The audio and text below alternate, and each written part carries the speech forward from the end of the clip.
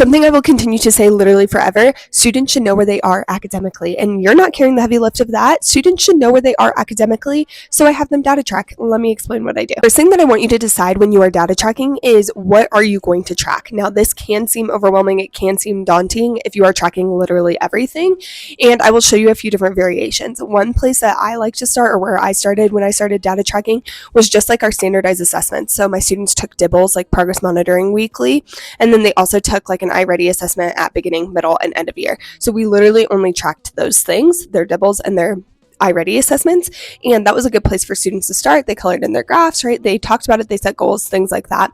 And it was nice because students actually knew where they progressed, and the effort that they needed to show on the next test. That was phase 1.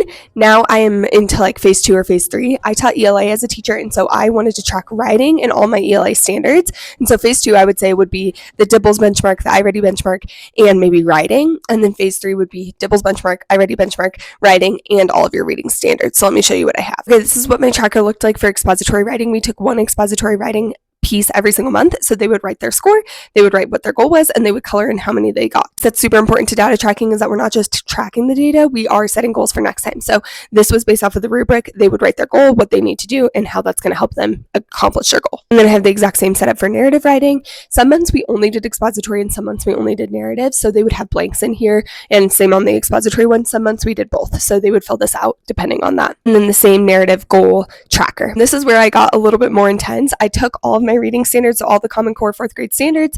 I put them in here. Every single time we took a DOL that was related to one of these standards, they would write the date, and then they'd color in their score. We were on a 4-point system, so they could either get a 4, 3, 2, or 1, and then they would know over time, okay, I'm consistently scoring a 3. I think I'm doing really good. I probably have mastery of this standard, or I'm scoring 1, 1, 1, 4, 1, 2, right? Like my effort is all over the place. The best part is that when parent-teacher conferences come around, I don't have to do anything. My kids already know the data. They already talk about it. They already set goals, and so they get to explain to their parents where they are academically and where they want to head.